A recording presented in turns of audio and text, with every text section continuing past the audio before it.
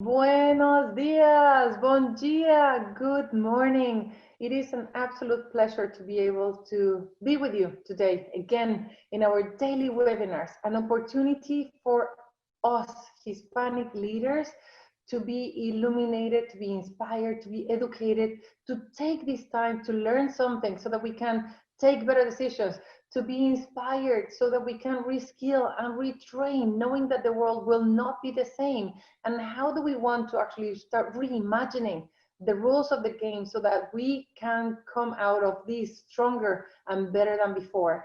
As every day, it is an absolute pleasure for me to say hi, but today is a special day. Today I have the pleasure to introduce my own hero, my own personal role model, an incredible hero of so many people. Every time where I am in a conference or talking to a company, talking to a group anywhere around the globe, as a fact, her name comes up. So this is Arianna Huffington. Arianna Huffington, who's the founder and CEO of Thrive Global. Arianna Huffington, you are literally such an incredible trailblazer and a leader for so many people all across the world.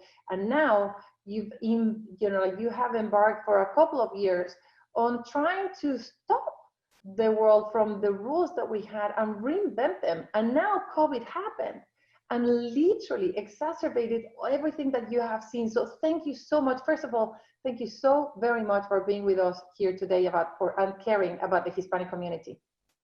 Of course, first of all, Claudia, I treasure our friendship, and thank you and to all the other Hispanic leaders for everything you are doing at this critical time. I really believe, as Claudia said, that we have an opportunity to actually address a lot of the conditions that the Hispanic community was dealing with even before COVID, including in the area of mental health, including in the area of chronic diseases, health inequities. All those conditions existed even before. They have been exacerbated by COVID, but now we have an opportunity through what at Thrive we call small behavioral micro steps to address our own health, both physically and mentally, and then to fight to address the structural inequalities, the lack of health insurance, and all those other economic factors. And Arianna, again, I mean, just like going back to what we are here to do. Hispanics, 60 million people, 18% of the population, hit the hardest, disproportionately at the health level, highest mortality rates. Economically, highest unemployment rates. We were like a rocket ready to take off, and all of a sudden this is like a pyramid form going down, and we have to stop that. And in the meantime, not only we're hit economically and at the health level, we're exposing our lives, risking our lives, running essential functions, 19 million Hispanics, and boom, we are so hard workers. Mental health, huge issue for the community. Suicide rates, domestic violence, child abuse, all of these things happening because we don't really have that bond, that experience. We have not got into thriving and into that into that mindset that you have. That's why when we started talking about like creating Thrive Hispanics, which it's more relevant today than ever before. So I would love, if you don't mind, you've been doing a number of pieces, research pieces and launching areas. So I would love, if you don't mind, Arianna, as the world continues to navigate the impact of COVID right now, the mental health effects of the pandemic are growing, particularly in our community. And this is, May is Mental Health Awareness Month. So can you talk about the, like the resources that, the development? Yes, absolutely. So mental health, what and we're how doing can we lead at Thrive. Yes, so we launched Thrive almost 4 years ago to really address the consequences of the stress and burnout epidemic on our physical health and on mental health. Now we are prioritizing helping people adopt healthier habits so that we make ourselves less vulnerable to the pandemic, because we know that pre-existing conditions make us more vulnerable, both physically and mentally.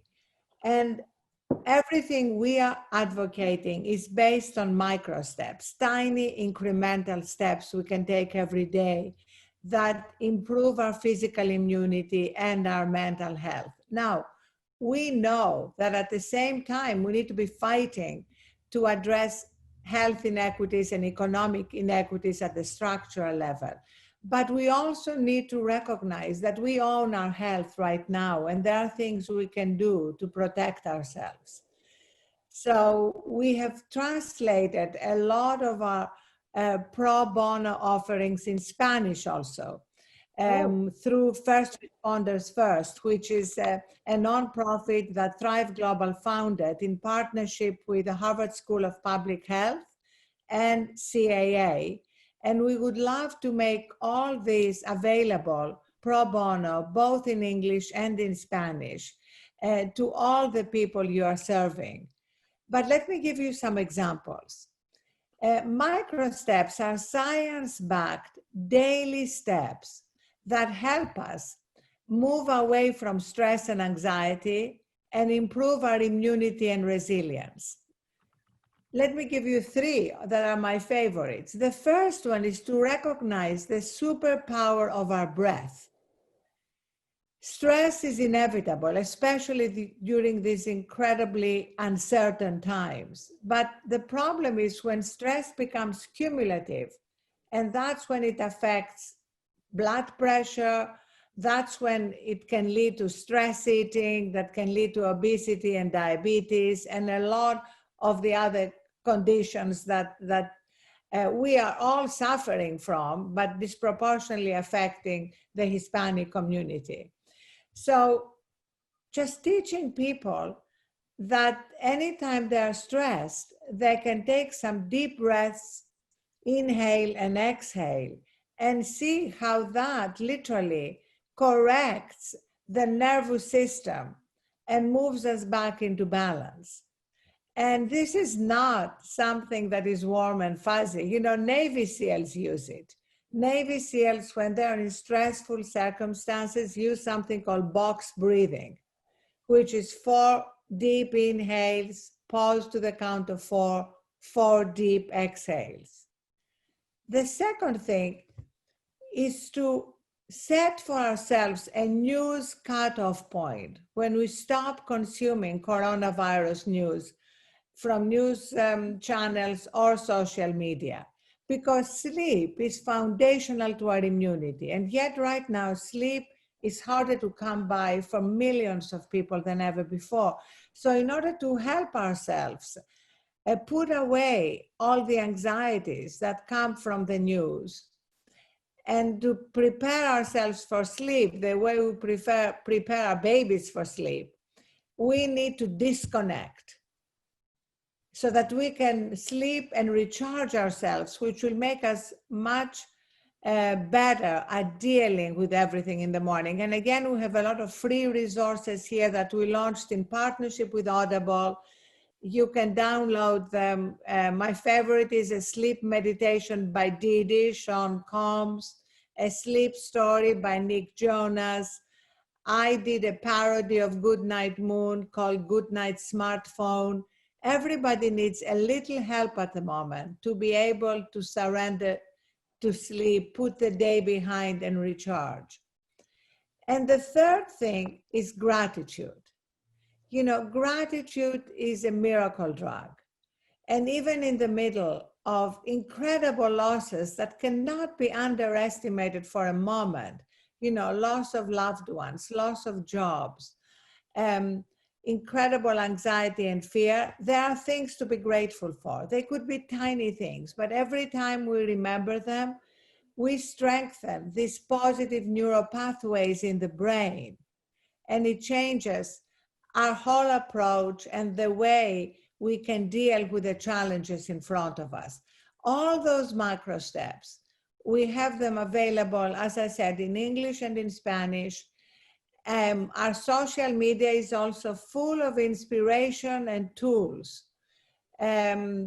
Whether you go to my Instagram account, Arianna Huff with 2 Fs, or LinkedIn, or Twitter, we try to use all media at our disposal, and our work with companies around the world to help people adopt these micro steps, make better choices. One better choice a day makes a difference in how strong and resilient we are in the face of this pandemic, but also, as Claudia said, how we come out of this stronger, better, building a more fair and compassionate world. Yes, and those are incredible. This is value. Thank you so much, the micro steps. And I am sure that, you know, like every leader in this call has thousands of people that they have to manage and they guide role models. So it's very, very important for leaders today to actually be able to move from fear to love, and from fear to hope, and from fear to action. And we need this advice. And thank you. Thank you for providing us with free resources. And if we can actually be the recipient of pro bono resources, tips, but also what, you know, like the material that you have in Spanish. Arianna, Spanish is actually becoming stronger. It's coming back to the pandemic because people live in multi-generational families. So they have to deal with the abuela, but also because it's going back to the roots. So having information in language matters. But also, you know, the Hispanic culture, like the Greek culture, you know, that's partly how we bonded, Claudia and I, many, many years ago in Davos, is a culture that knows what is essential, grounded in family, grounded in the joy of life. So we need to bring these things back. You know, there's so much the Hispanic culture can give the world, and we need to remember that, even while we're dealing with these unprecedented challenges. And right now, all of us are recognizing more clearly what is essential in life and what is it that we don't really need. You know, we've all been leading breathless, frenetic lives before COVID. COVID has imposed an artificial, enforced pause. But that pause is also an opportunity for us to look at what is it we want to leave behind. I personally want to leave behind my breathless life. I realize I don't need to be on as many airplanes as I was on before, that we can be productive another way. So all these lessons are going to help us build a world that's much less driven by stress and burnout. Also, we've recognized who the essential workers are. And can we really continue to treat them the way we've been treating them pre-COVID? This is the time to change these dynamics and stop merely having conferences about growing inequalities and start actually doing something real about it. And I love actually what you're saying.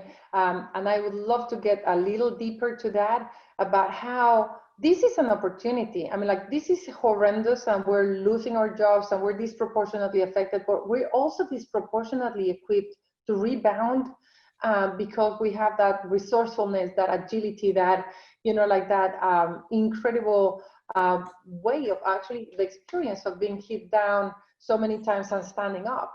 And we do have that. I love what you just said about, like, we're grounded in life and the joy of life, where other people have just started to learn now, and consumer behavior will change so much.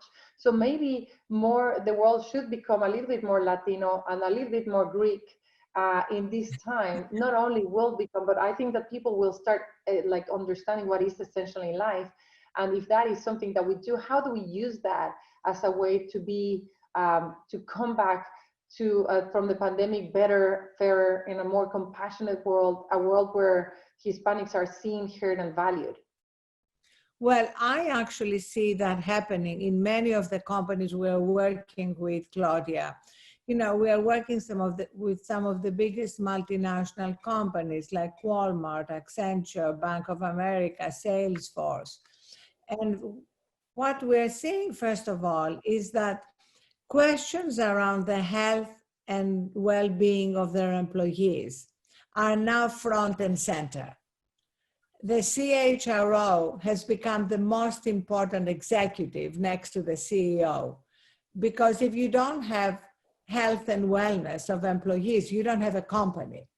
So we see that a lot of these measures are being implemented, while before they were considered more nice to have benefits, and that they go across all employees. At Walmart, for example, we launched our behavior change up to 100,000 distribution center workers who are right there on the ground, stocking all the stores with essential supplies, and the executives working from home. So we are finding a common humanity, but those on the front lines, those in the stores, those in the trucks, the frontline healthcare workers are particularly exposed. So we really need to address their particular stresses and anxieties, as well as their own need for physical protection, and then take everything we've learned into the new world with us. And what advice would you give, Arianna, to the Hispanic leaders here that are either dealing with companies or with, with memberships, so that we can bring that point to that agenda, so that we can collaborate with, in that way to make sure that the Hispanic issues, like we're struggling as employees, we're struggling as workers, are heard, heard again. So this is such an important question, Claudia, and I would love to put up on your site, wherever you put up different resources, a piece I wrote in my Sunday newsletter. If you want to subscribe to it, it's free. It's thriveglobal.com/Arianna. And I wrote about the need for a new leadership playbook. You are the leaders. And I know that you are feeling a sense of incredible responsibility for all the people that you represent and serve.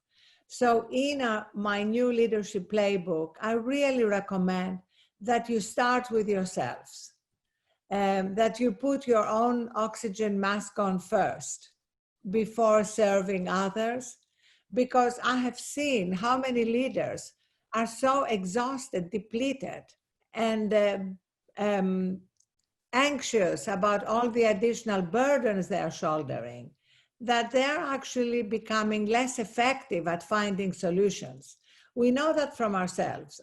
I know when I'm exhausted and burnt out, I'm not as empathetic, I'm much more reactive, I'm not as creative, and I don't have that special magic we have when we can see around corners, when we can see opportunities that are not obvious to others. So you need to do that for yourselves. And so we have a lot of steps that you can take, and they don't detract from your work. On the contrary, they make you more effective and powerful. And I love that. I would love to make sure that we go back to the original idea of having Thrive Hispanics. We need to see more role models in the, like in the lullabies, in the sleeping meditations that you have been taught by and be taught by Latinos, so that we can see ourselves in that position as well.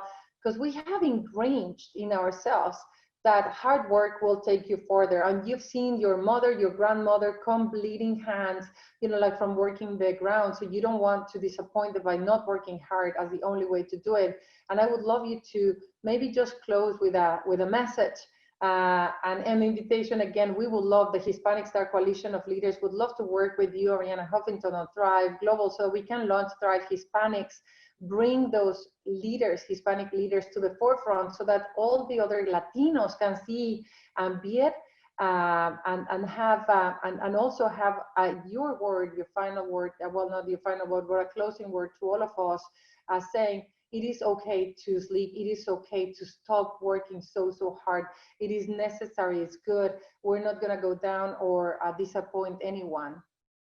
Well, fantastic points to close with. The first is the question of hard work. Of course, we are all working hard. I work hard. I love my work. The question is not to work stupid. Working long hours when we're exhausted has diminishing returns. It's not really good hard work. And so that's the distinction we need to make. You know, hard versus long with diminishing returns. We never tell anyone not to work hard. The other thing that I want to close with is that you can be the role models of this new world we are building, where we take care of ourselves, we recharge, we recover from all the hard work, and then we are more effective. We are more creative, we are more innovative as entrepreneurs, and I know there are many entrepreneurs and small business leaders here, and you represent many of them. So you can role model that. And one of the things Claudia and I have been talking about in terms of Thrive Hispanics is collecting your stories and distributing them everywhere, collecting your stories of struggle too. When people hear that some among you may also struggle with anxiety or depression, it helps eliminate the stigma. When they hear that you prioritize your sleep, or you take time to move around during the day, or to remember what you're grateful for, they're given cultural permission to do it too. So your stories can be powerful tools for the changes we want to see in behaviors. And changes in behaviors are going to be essential in creating this new world, in the same way that, of course, changes in the structural conditions of our world are going to be equally important. But let's start with what is immediately in our control right now. Thank you for all you're doing. Truly, your service is so incredible. Thank you, Claudia, for bringing us together. And we look forward to bringing all the resources we have to your work. And we will announce that. Thank you so very much, Arianna Huffington, CEO and founder of Thrive Global. We will bring all the resources and the pro bono. We will announce it, put it on the directory of resources we have for the Hispanic Star. We will probably make a lot of media saying that Arianna Huffington donated pro bono resources during the month of action for Hispanics. And we would love to be a part of your own agenda. So that when you're talking to multinationals, you can bring Hispanics, and whenever someone is interested, we can bring those stories. We promise, we make a commitment here to bring the stories of Hispanics, to bring the leaders to open up and say, I'm struggling myself. If this is going to be helpful for my community, let's open up. We'll bring those stories, bring us with you in the journey, and we're looking forward for more. Thank you so much. Thank you. Thank you so much. Big kisses, abrazos. Bye.